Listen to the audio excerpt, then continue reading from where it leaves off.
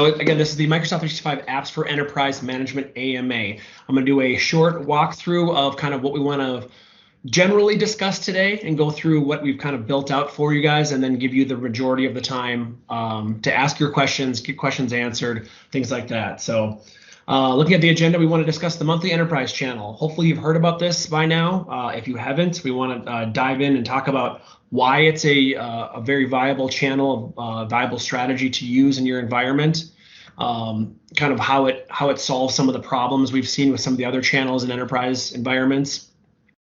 And then we want to go into the Apps Admin Center. Now, this is a new thing that we've created over the last year to really help bridge the gap of management. We're going to go into each item here specifically, again, kind of quickly so that you guys have the majority of the time to ask your questions. But we've heard your feedback, we've talked to customers, and we know the pain points of managing Office. And so we went to the drawing board and created some tooling to make your life easier.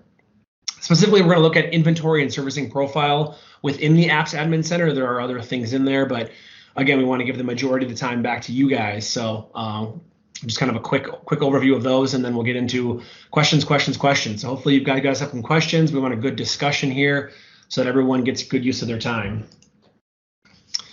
So looking at the monthly enterprise channel. So hopefully you guys are all familiar with the channel concept for the M365 apps.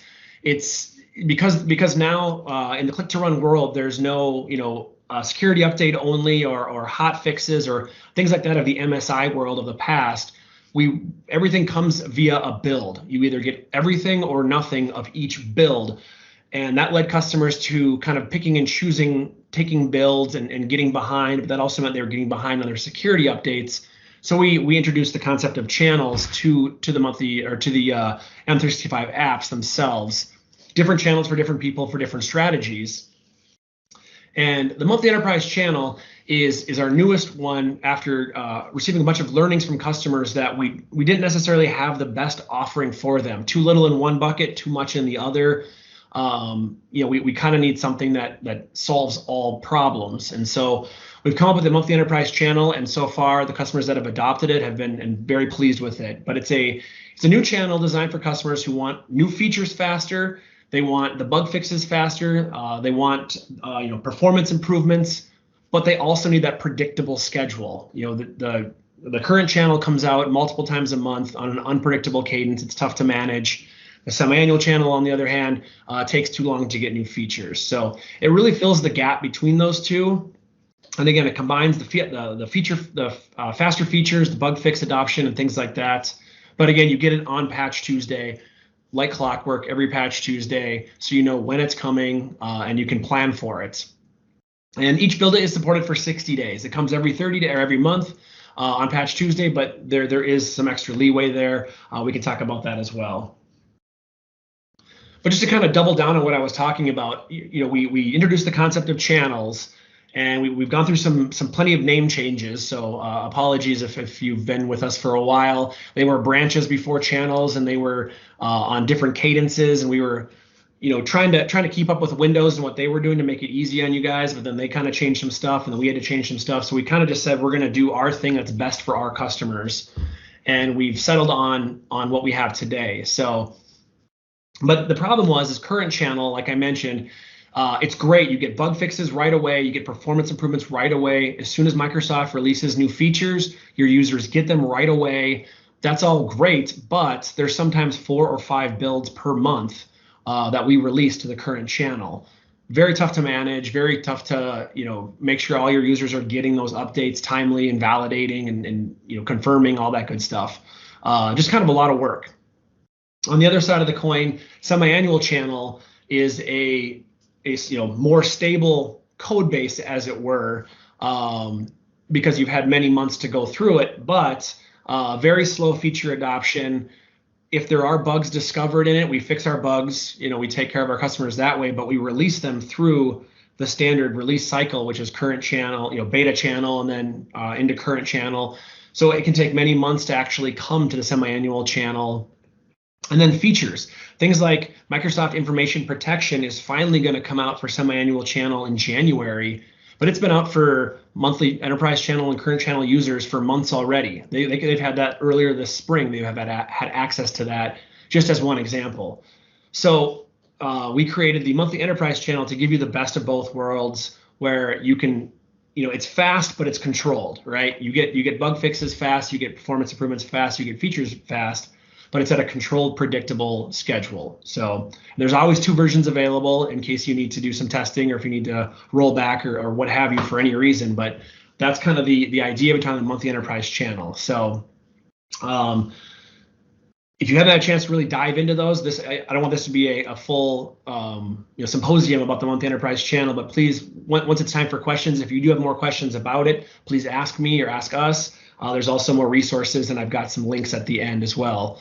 One of my colleagues, Amesh, put a great comment in there. Avanade is a company who did a case study with us. We had a third-party company come in and interview Avanade Corporation. They went fully on the monthly enterprise channel. They went all in on our new features, and did it really save them time? Did it really save them money? We can say all this stuff that it's great. It'll save you time, save you money, more collab, less downtime, all that good stuff, but did it really? And the truth of the matter is it truly did. The third-party company working with Avanade independently of us truly found that this is just better for them. It's better for our customer base. It's why we are encouraging all of you to go to these things, because it's just a better way to manage Office. Speaking of managing Office, the other thing that we found in talking with customers is there was definitely gaps in the tooling for management.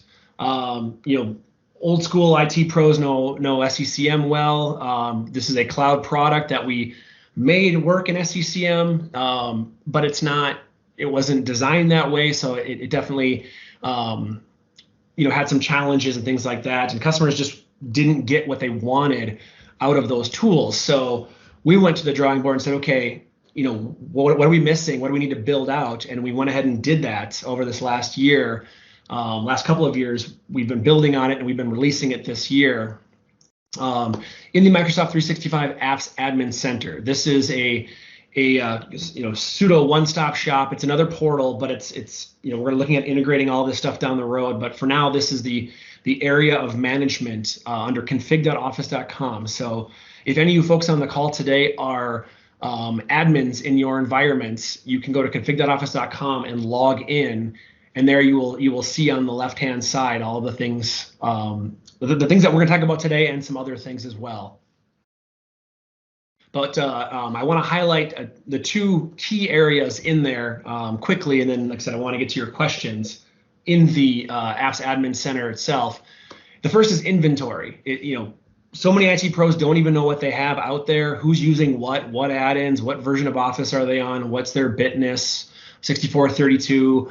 Now that we've introduced these channels, what channel are they on? Really, step 1 is knowing what you have, right? So we created a robust inventory section in there to give you insights as to what exactly you have going on. And you're going to be able to drill into to view what apps are on devices, what devices have what builds, what channel they're on, are they behind in their security updates, things like that. You can also export this data to if you need to put it in other reports.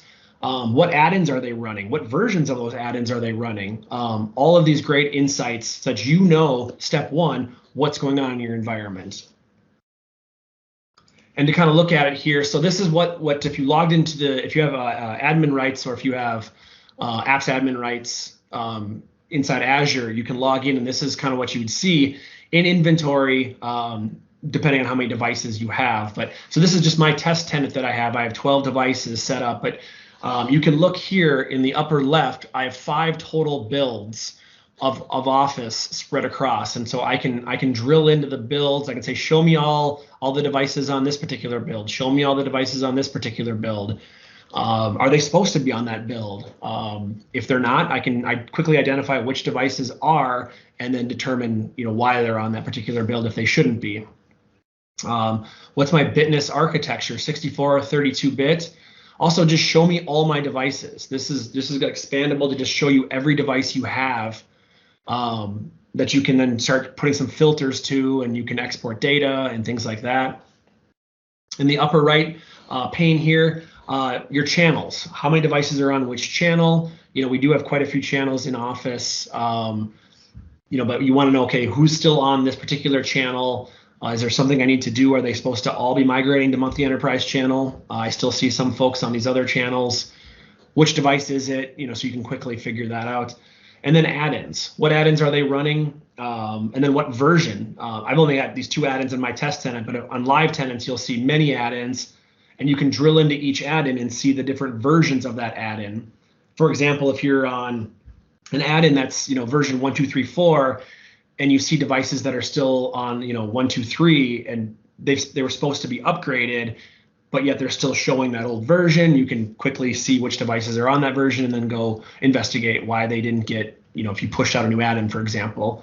And inventory is just that. It is inventory. It doesn't make any changes to your environment. It just shows you what you have. So it's something I highly encourage you to turn on today, so you can start getting those insights. If I were to drill into my devices here, like I mentioned, I could see my device name, what version they are on, the build, architecture. So you can see, channel, add-ins. Are they running macros? Do we need to be a little more sensitive about devices that run macros? Contact date, last user, all of that good stuff. So I can click on each of these devices. I can see what's going on. What applications are installed. I can see things like the OS version and some other good insights as well. But it really tells you exactly what you have going on in your environment. Likewise with channels, you can drill into the breakdown of channels to see, show me all my unsupported or supported builds within each channel. They shouldn't be unsupported. Why are they unsupported? Who are they? All of these things you can quickly see in your inventory so that you can then go take action if necessary. So again, this is the inventory pane. It makes no changes to the environment, to the devices themselves, but just shows you what you have. So I highly encourage you to turn that on if you haven't already. Another thing I want to talk about, and then briefly here, and then I want to open the floor up to all your questions, is servicing profile. So now that you know what you have going on, we're migrating to this modern management style. We're going to leverage the cloud for its awesomeness. It makes your life so much easier. But you're not just going to throw us the keys and say, take care of it, Microsoft. Like, you need to be in control. You need to be able to take action when necessary. But at the same time, you don't want this to be your job. Like, you paid for a service from Microsoft. Let us service you, but you are still in control. You can still take action. That is what our goal with the servicing profile. So the servicing profile, you're just offloading the update distribution to us. You can still track, pause, currently, and we're working on some other features, but today you can track and pause if an update for some reason isn't playing nice with a third-party tool or some custom code you have. You can manage that in real time. You can set deadlines, because once we push updates to a device, the user has to consume the update. You can set deadlines to ensure they're doing that, and things like exclusion dates. If you don't want any changes during a lockout period, I always, the example I use is accountants are always on tax lockout freezes before April 15th. Retail always locks out that last month of the calendar year. You might have quarter end type things where you're supposed to not make any changes to devices, things like that. You can set all of this stuff up and then just let us service while you manage. So setting all this up, like I kind of quickly went over your device selection criteria, you can include all of your devices, or you can filter by AAD groups, device groups, to see, okay, these are the devices I want to go onto the servicing profile, or I want all my devices to go to the monthly enterprise channel from whatever channel they're on already. So if I wanted everyone in my environment to flip, I would just check all these boxes. I would say whatever channel they're on, flip them to the monthly enterprise channel, and start getting serviced through the servicing profile. They'll start getting their updates from the Microsoft CDN. So if they were getting their updates from SCCM before, this will take precedence over that, and it will start managing it. If your devices are getting updated from the CDN today, this is just going to be a net positive for you. They're still going to get updated from the CDN, but instead of it just happening, you're going to see exactly when it happens, if there's an issue, and have control to roll back and pause. So it's certainly much better that way.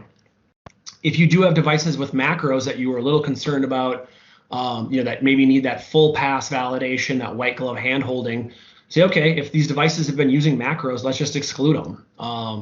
We're going to find that most devices don't. Most devices are like you and me, that we've got a few apps on there. We've got, our day-to-day jobs. They're generally speaking just, general purpose devices, as we like to call them. And we know that most organizations do have a few high-touch devices, and that's fine. So definitely, do what you need to do with those. But the vast majority of devices will fit this criteria. And the same with add-ins.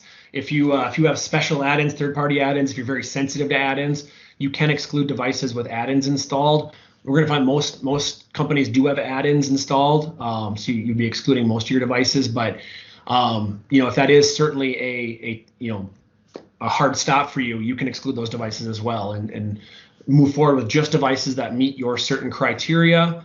The profile will calculate, as you can see here in my example, I had 5 devices that met the criteria. So those 5 devices will transparently to the end user start receiving its updates through the servicing profile, still from the Microsoft CDN, still after you release it on that monthly enterprise channel, but it will then start taking its instructions from servicing profile. Kind of like I mentioned, we can set those exclusion dates. You can say, don't send updates to my device during this particular time, start date, end date, and then, has it happened yet or is it completed? You can add, all these exclusion dates in here if there's, blackout windows or hard freezes in your organization where you can't accept any changes. That's fine. We just add them in here. And like I mentioned, update deadline. The CDN will release the deltas to the device transparently in the background. The user still has to consume that update. Once that update is sent to the user's device, we can say, okay, the timer's on. If the user doesn't accept the update within 3 days, we force it on the user to ensure compliance. If you have compliance goals in your organization, or just ensure that we want to make sure that our users are taking these updates on their end, we set the compliance on a slider to how many days we want to give them before the profile itself forces the update on the user with notification. It definitely gives them plenty of notification that, hey, I'm gonna shut your apps down and do this update. So allows you to be in control of that. So once you're all set up, now we look at a rollout. So what we have is 2107 is our monthly enterprise channel rollout. It'll determine which devices it's going to hit. As you can see here, I've got a pause button. If the first devices that take the update, if something seems off or funny, or if we're seeing crash rates or something like that due to third-party add-ins, we can just pause this whole thing, investigate, and then resume. Not a big deal. We've got wave charts that we're working on to show you when devices are going to get updated, so that you know when they went through and kind of what to expect for the update process. But the biggest thing we see is the status. As you can see here, it's 2 different screenshots, but it's on the same page. This is just to make it easier in the PowerPoint. You can see how many devices are updated, how many are in progress, how many are not started, and we can see failed devices. And if I click on failed devices, I can see where it failed and what the error code was. So I can know immediately where to begin investigating an error if a device couldn't take an update for some reason or not. And then I'll know which devices they were, what the error code was. You might have to do some searching on that error code. We're looking to improve what that actually means, but at least it gives you an idea of where to begin your investigation. And we'll know exactly, when the devices went through and when they received their update. So again, the idea is you set up the criteria. Let us service you as a feature. You're paying for a subscription service now. Let us handle this work for you, knowing that you're still in control. You still get to see what's going on, and you can take action if and when needed. You can pause an update if something's going wrong. You know which devices are going to be in the profile, all of those things. So the last thing on this PowerPoint, and then I want to open the floor, is the links. So we've got links to basically everything I kind of went over today, and a few other things within the Apps Admin Center. There's an area called Apps Health. It monitors crash rates, load times, things like that. It can tell you, if one of your builds is crashing more than the other, all sorts of good insights on the health of your environment. But for the sake of time, I want to leave plenty of time for the AMA portion.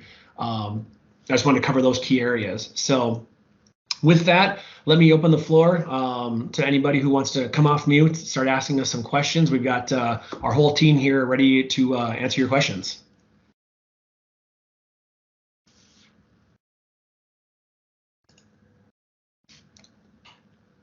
I'll really quick. I put something there instead of typing now that we've got it open. Speaker, I'll just jump in.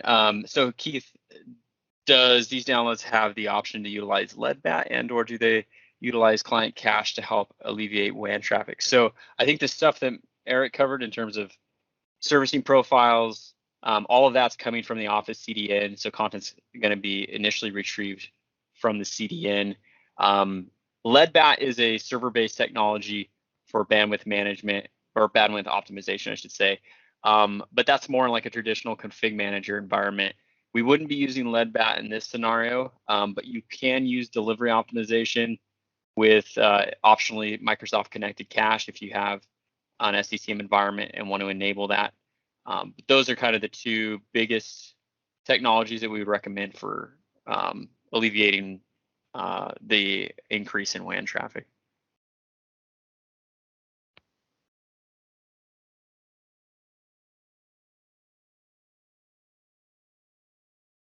And then David, great back and forth in terms of the question about don't show the save button. I misspoke. I read that question too quickly. We had another instance where somebody had deselected a start small group and clicked save, which then reverted to all devices, which we've got a feature in our backlog to either throw a warning, or I like your idea of not showing the save button until we potentially have something else, or we'll kind of get into that. But to your comment, one of my staff got caught out, logged a Microsoft support ticket, and support didn't know for a few days they didn't select at least one channel. Okay, so it sounds like you deselected something because, as Martin mentioned, monthly enterprise channel would be on by default, and then they saved the profile. Did all devices get picked up? Is that what you were concerned about? All devices on MEC?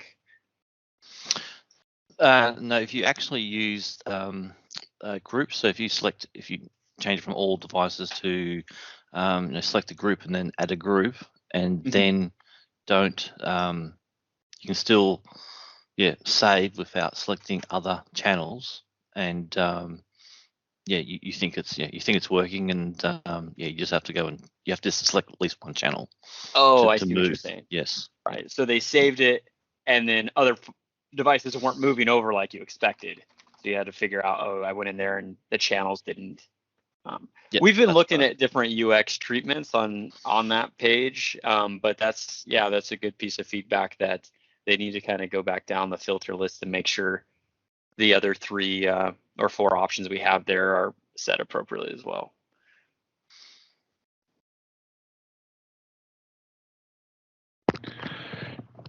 Can you guys talk a little bit more about that choosing a group option? Are we still limited there? I know there's some, like you could only do Azure AD devices, you couldn't do domain joined, or you couldn't do hybrid. There was some strangeness there that wasn't done.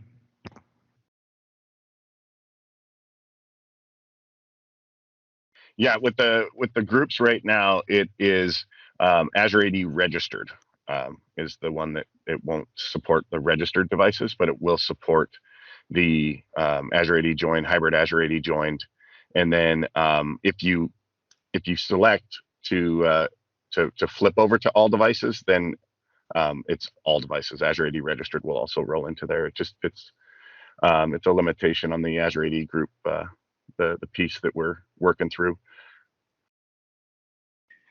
You're kind of building on that too, because sometimes we get confusion of like, okay, then all my devices need to be Azure AD joined or hybrid Azure AD joined. If you are using a group that's user-based, then those parameters are not required. So if you have a group of users, we can look up the user information based on activation details and target the devices accordingly. We only need hybrid Azure AD join or Azure AD join if the group is just a list of devices, built device objects. Okay, awesome, thanks.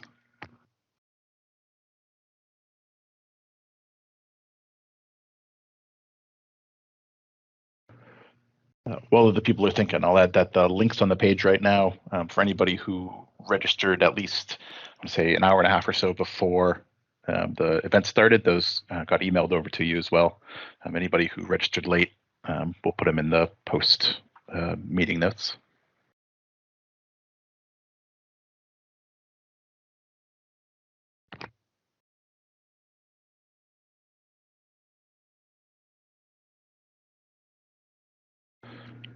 I'm happy to keep going if nobody else has anything. Oh, but somebody start to say something.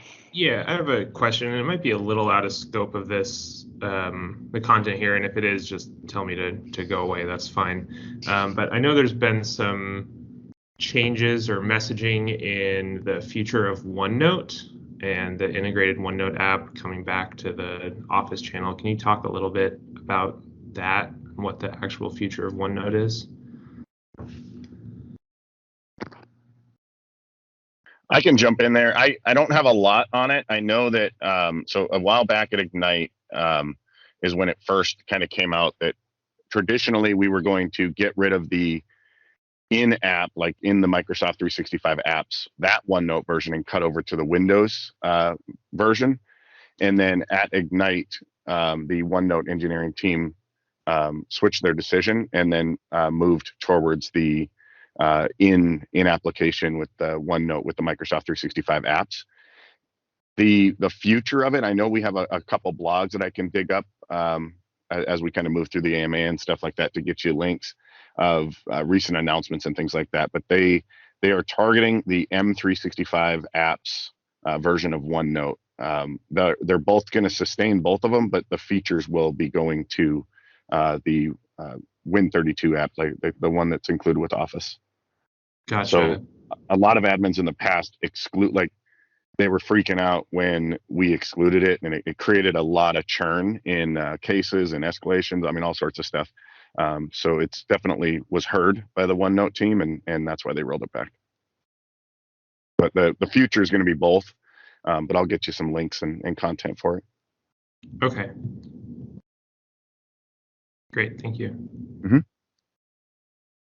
I've been having an interesting problem lately for myself where I used some of the ways we migrated to Teams groups and put libraries in Teams for people to use their files.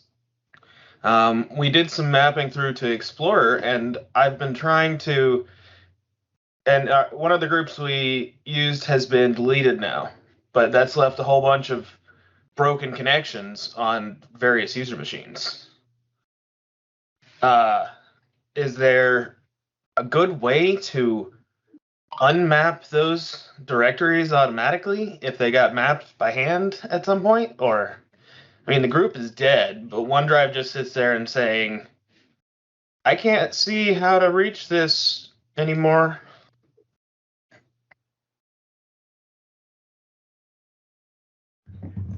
Yeah, at this point, I don't think there is a good way to automatically do that. In fact, I was talking to one of the PMs recently who is actually focused on broken links, especially as you are moving, from one location to another. And obviously, these situations certainly happen quite frequently, unfortunately. And so there is work that is being done right now, meaning I know for a fact that he's investigating, trying to totally figure the whole thing out. But I don't know if the other teams here, other folks on the team know if there's anything in the meantime, but I do know it is certainly top of mind for us. And we will continue to investigate and make sure we come up with a solution. Unfortunately, it's just not right now. Gotcha. I mean, I've got some pretty hacky solutions to how to get rid of it, involving editing a config file and some other stuff, but I don't like them. Fair enough. Totally fair. Is there any kind of reference for like OneDrive command line parameters or anything like that, or a reference of what the OD Open protocol can do? I personally would not know that. Anybody else on the team? Yeah, I can't say that I know that either on the OneDrive side. We can try to find out for you, but yeah, not real sure. Yeah, if there's any takeaway questions too, just feel free to throw them in the chat, and then we will we'll definitely circle around on them and loop in some of the other engineering teams. Cool.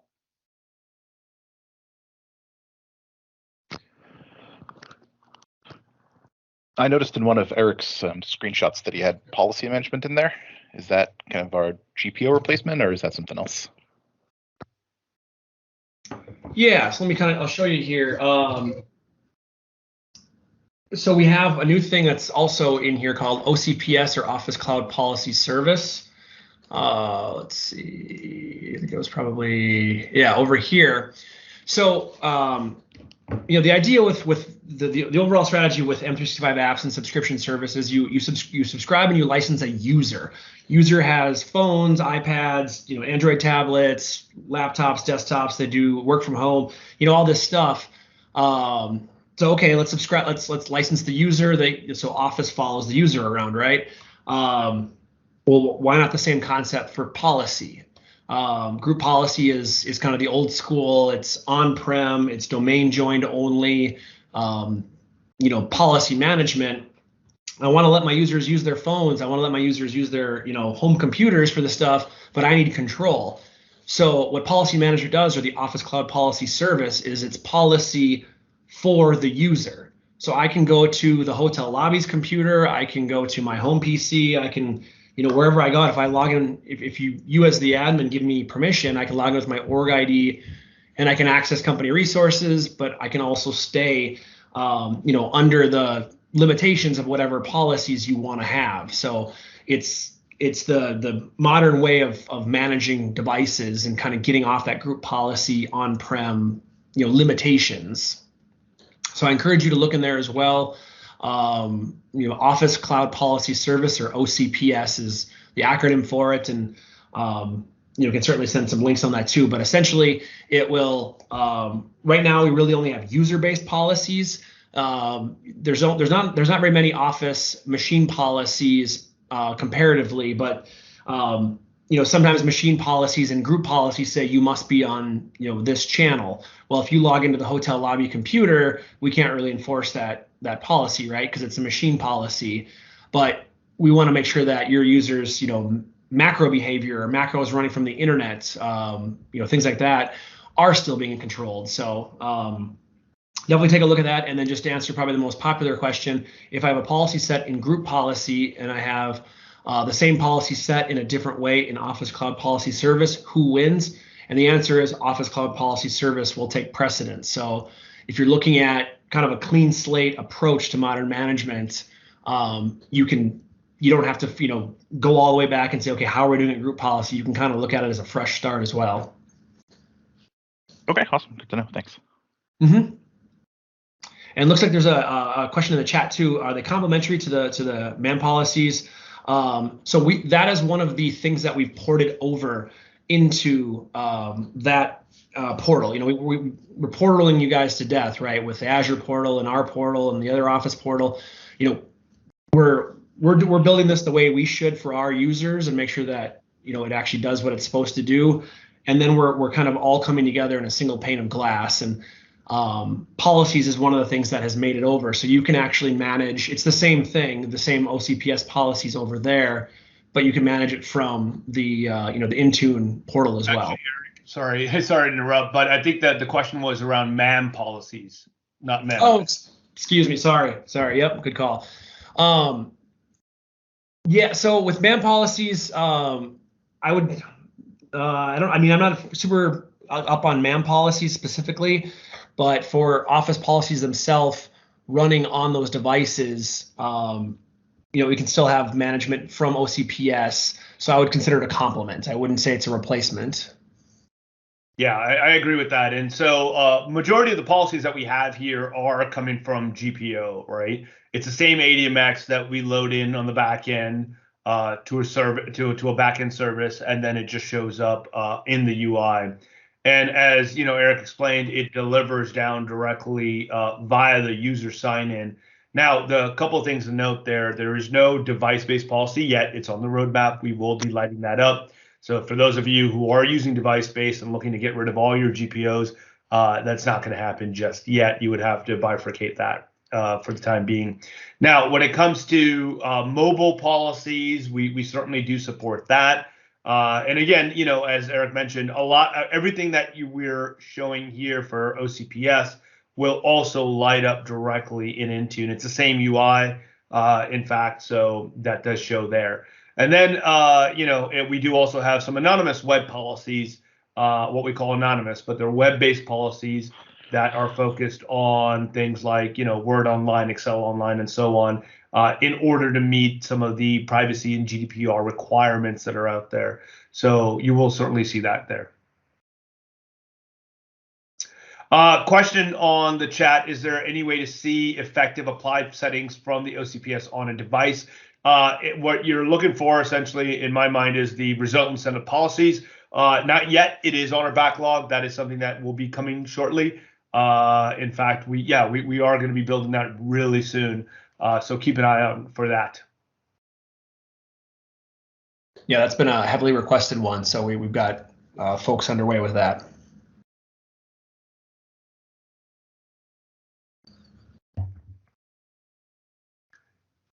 So just out of curiosity, with a show of hands through the team's, options, how many of you are leveraging things like inventory today in the Apps Admin Center?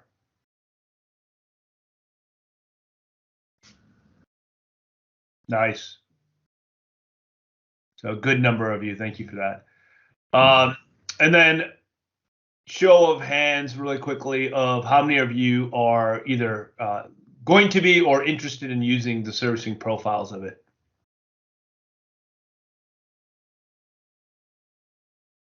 Great.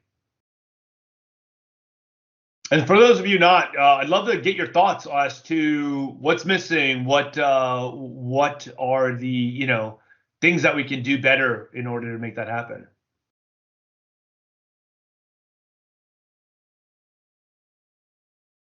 Any thoughts, comments?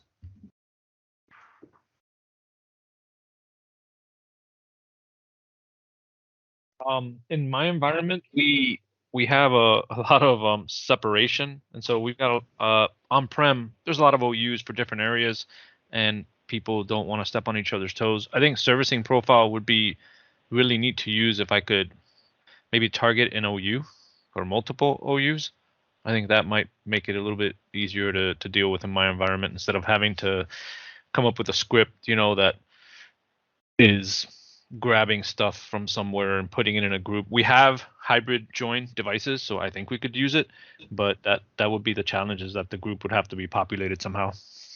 We just have to be creating device groups for the OU to be redundant in the use there. Otherwise, it's going to be way too broad.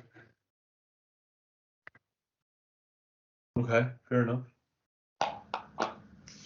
Yeah, that's something we could certainly look into. It'd be a little challenging because we don't have access to your local AD, right? And so being able to populate that, assuming that we could do some kind of syncing from there to see what's available. Yeah, I'd have to definitely look into that. It's been a while since I've touched OUs. So. Yeah, and the users thing for us, the problem is we have users that go back and forth, right? They don't belong to like one part of the organization sometimes, but their device is supported, right, by this part of the organization versus that part of the organization. And that's just how things are broken up in our area. That's the only reason I went to OUs. I know OUs is the old way of thinking, and we're hoping to move to the cloud soon, but for now, that's what I was asking. Fair enough. Thanks for that. Anybody else? Christopher, I see your question in there. Would there be an option for deferrals by group? We do have an item in flight being worked on right now for wave customization, so that you could essentially pick a group to go first, production to go in the middle, and then a last group, so that you can have control over that, how that flow goes out.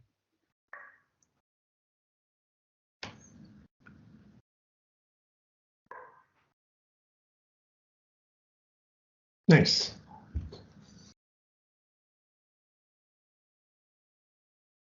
Let me ask you guys this: is there anybody who's willing to kind of share? Are you guys using who are using the CDN for updates, but aren't necessarily interested in servicing profiles or aren't fully ready to go to it, or are the majority of you who maybe aren't ready to go to this today still using more on-prem legacy type management?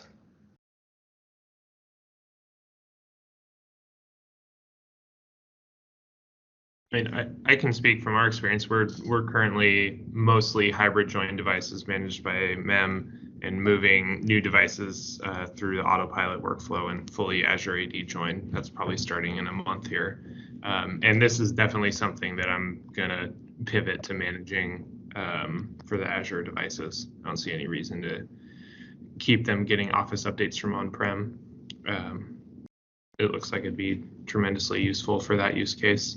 But I also don't see a reason to move our on-prem devices to this just yet, from what I've seen. But it's easy to keep the update cadence the same for people, and they get a new device, and then things change, I guess.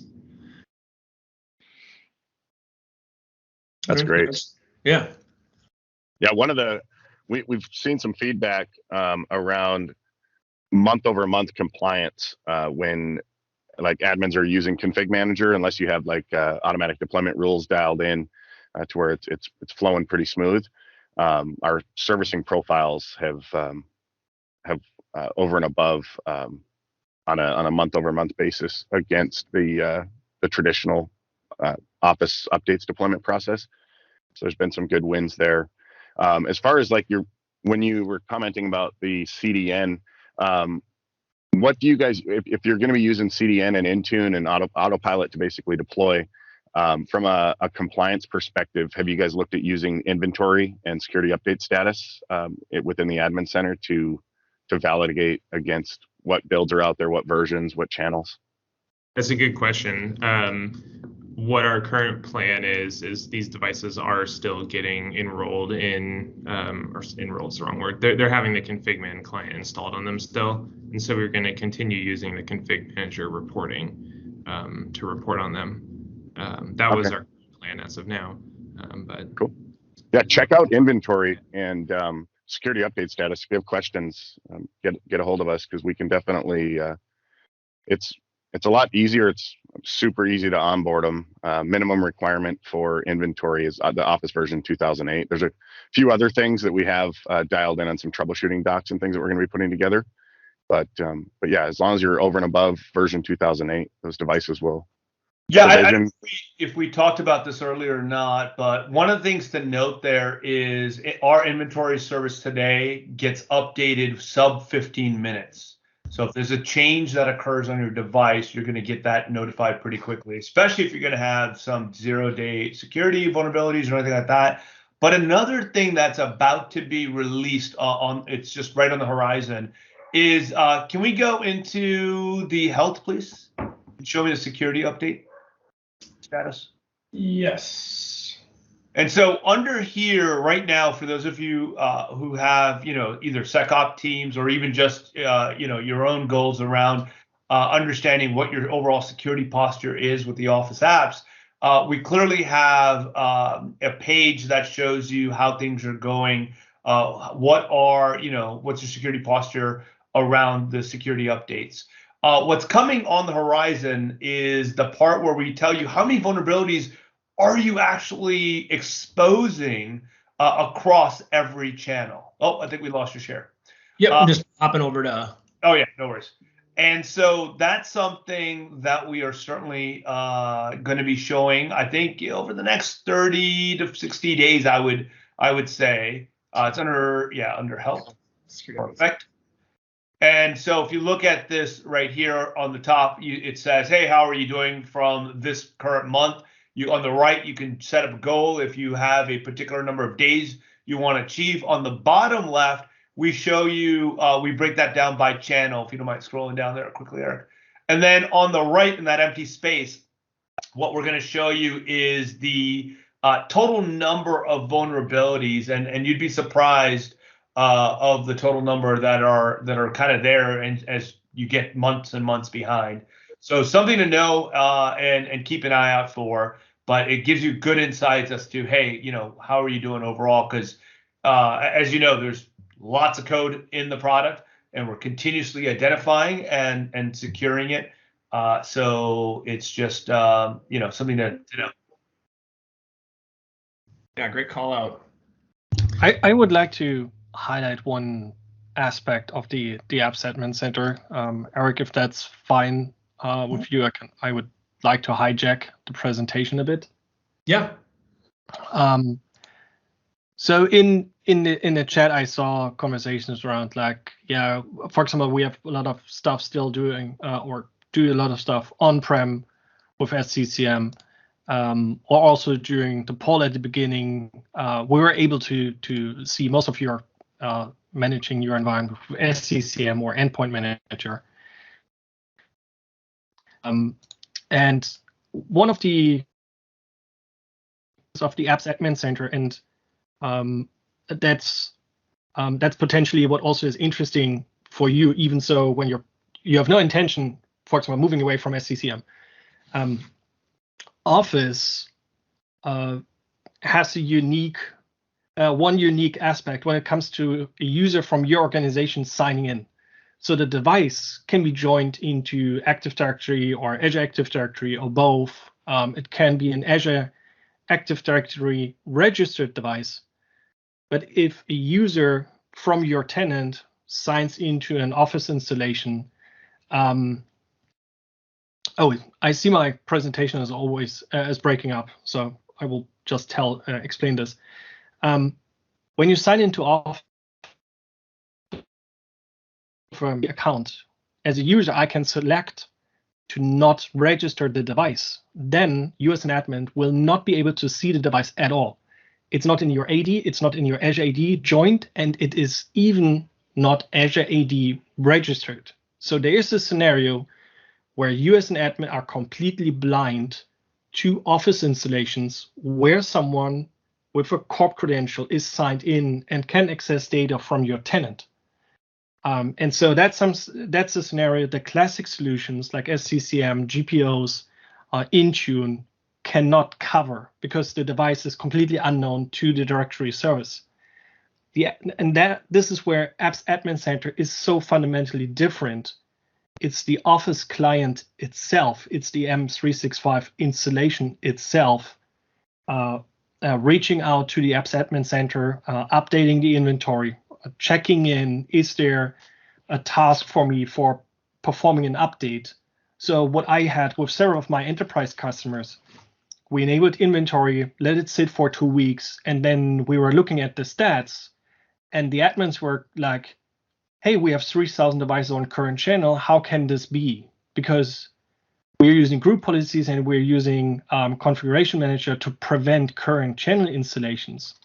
And this was exactly this group, which up to this point was happening somewhere in the dark. So the admin was not able to see this. And the inventory in Apps Admin Center then showed us there is a big group, current channel machines, maybe always behind when it comes to security updates, which are able to access data in your tenant. Because if they are not able to access data in your tenant, then they will not show up in inventory. So if you see the device, they're able to connect to your tenant. And for these scenarios, we often use then servicing profiles. And for example, said, IT officially, air quote, is not supporting current channel, but let's enable servicing profile for current channel. So we take control over all devices on current channel, move them to monthly enterprise channel, and the servicing profile will ensure that these devices are running the latest version of the monthly enterprise channel. So still, the device is not managed by IT. It's devices somewhere out there, but at least I as an admin now has a grip on these devices. At least I can secure the Office installation on these devices when they access my tenant. And that's a very important aspect. We are going beyond the classic domains of directory services. We're going beyond the classic domains of this is what my management solution can see. The Apps Admin Center is really doing everything on a tenant level. If you target servicing profile to user, it doesn't matter how the device is managed. It's not important in which directory service the device is registered. As soon as there's an Office installation with the user from your corp ID from your tenant, and we target this user, servicing profile will ensure that it will update. So that's a very important twist, and something I would encourage to at least in your inventory and kind of see, is there a big group of devices somewhere in the shadows that were unknown to you up until now? And then you can consider taking actions to block them or update them or taking them under control. But it's a good way to kind of switch on the light and see, is there something out in the dark? So this was my pitch for why, even if you have a good grip on all your devices with SCCM, it's worth looking at the Apps Admin Center. Back to Eric. Yeah, a great point. We've got a few minutes left here. Thank you all for coming. We're still a few minutes for questions, though. So, feel free. Anything that we can help answer, the Admin Center and the monthly enterprise channel, anything about manageability of Office, we're here to help you. So, any brave soul wants to fire away.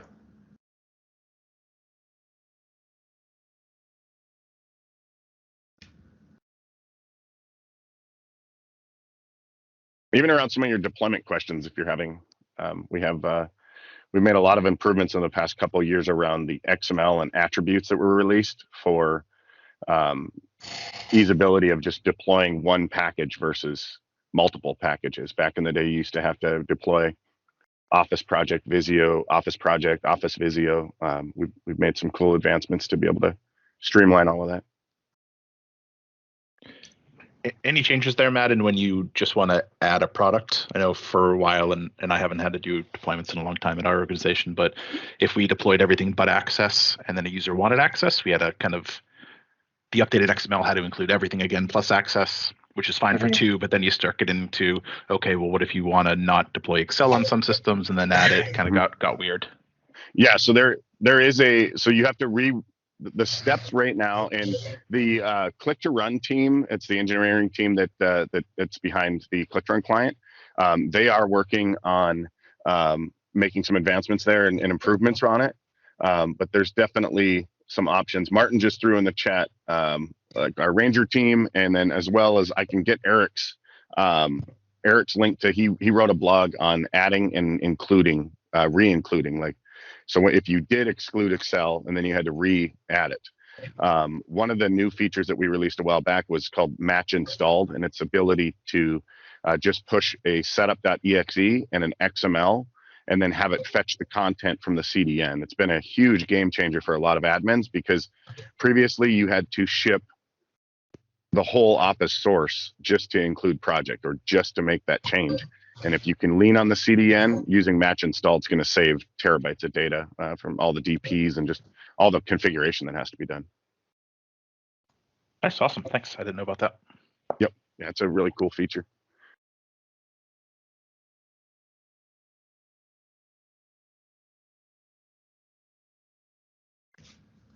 So one thing that go ahead. I just wanted to make sure to cover one aspect of servicing profile. So if a device falls under control of servicing profile, so you selected all the selection criteria and then servicing profile determines, okay, this machine should be under my control. For Office updates, the servicing profile at this point is in charge. So we overrode SCCM, we overrode Intune, we overrode GPOs related to Office updates. But also the other way around is true. So let's say you're enabling servicing profile, you specify a group, you put yourself and your best buddy into this group and you test it out. And then after 4 weeks, you decide, I don't like it, or my buddy doesn't like it. and you drop your body from the Azure AD group, then we also lift the control of servicing profile from this device. So then if Office usually gets the update information through Intune or through SCCM, the device will again get these Office update information from SCCM or Intune. So it's a pretty safe way to try it out because it's overruling other systems. So if it's targeted by servicing profile, it will just work. But if it's no longer targeted, we kind of peel off from the device. That's a change we did in the last few months. At the beginning of servicing profile, this was different, but now it is. So long story short, try it out. There's not much what can break.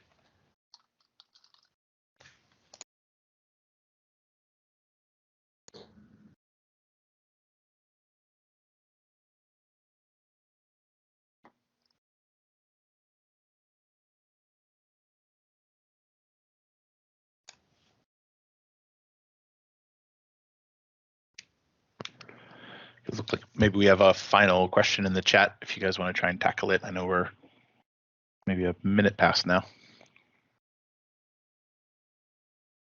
Or maybe just a feature request in there from Frank. Yeah, so the MSI exec command line. Yeah, I mean, setup kind of rules the roost for click to run. Because you're essentially configuring the device to be what it's supposed to end up at. Is kind of how it was designed. With the uninstall feature and we kind of didn't really look hard at the uninstall feature because it was more once you get on click to run, like there's new builds, new channels, but you're still on click to run. So I'm curious, what the big uninstall, or is this just something you want to have in your back pocket, or if you had to do a bunch of uninstalls or things like that?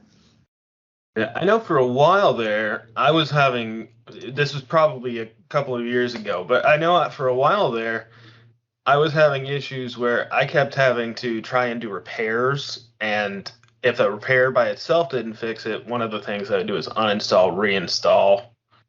And if I could add that, if I had that scripted, it was easier because it was just click it, run away, and come back later.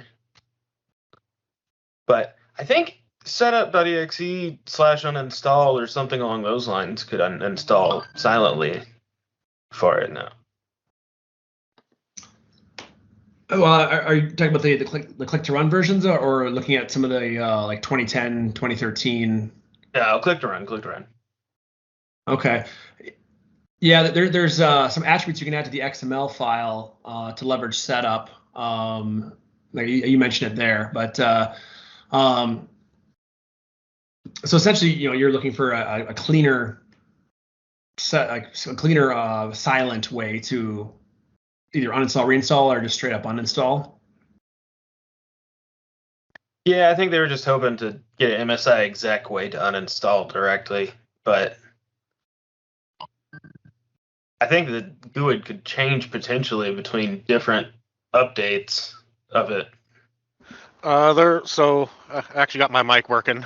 Yeah, essentially, there's a common one for, like say Visio, like we did Visio Pro downgrade to standard.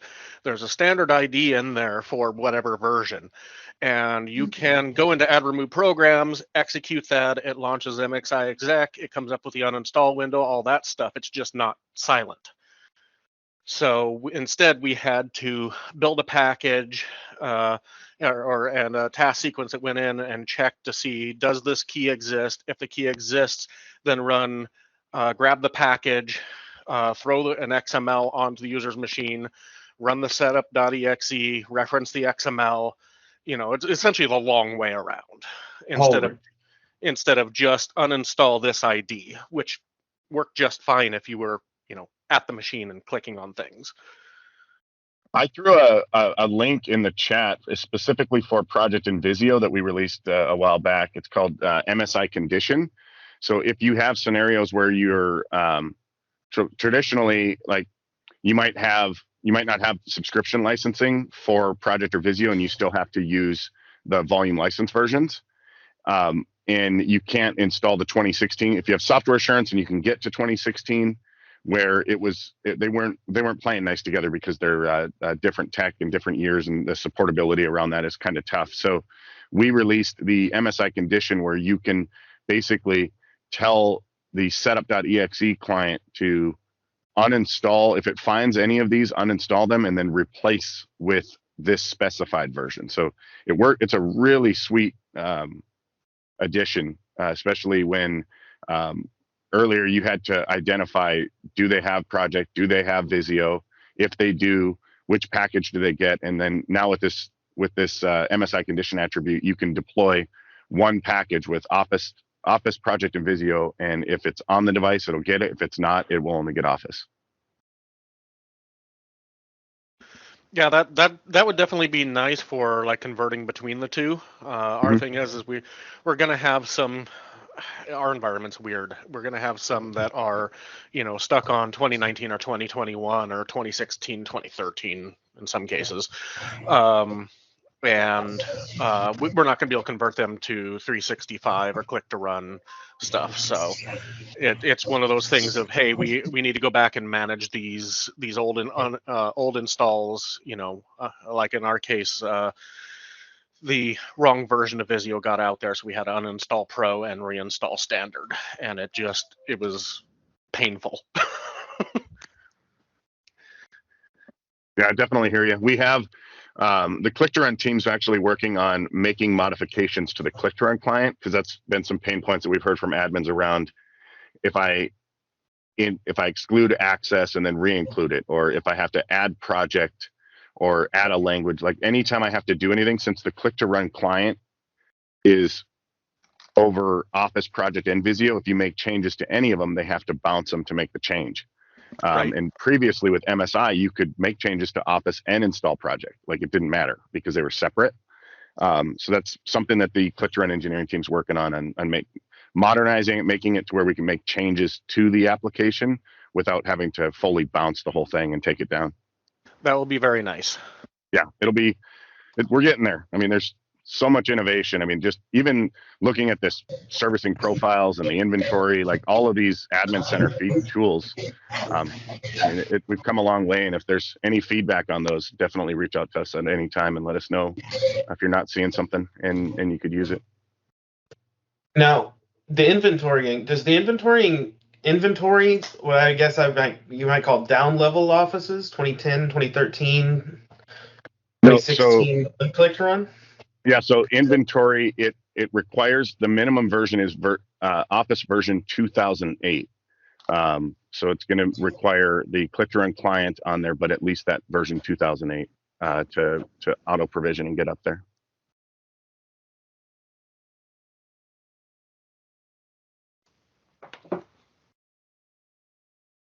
To make this crystal clear, 2008 is the August 2020 update for the M365 apps. So Office 2010, 2013, 2016, 2019 are not able to register into new inventory. They just don't know how this can, they're not even trying to do this. But any M365 app installation with at least the update from August 2020 is able to register into the tenant's inventory. Awesome. Yeah, and if you're having trouble like seeing if there's discrepancy between your devices, I can throw it in the chat for anybody that's already dropped off too. But Bob put together a troubleshooting, some content on GitHub on how to identify devices that are pre-2008 that need to be updated, as well as missing this thing called the tenant association key, which links the devices to the tenant. So it's a good help article on how to shore up the devices if your inventory counts less than what you're seeing in SCCM.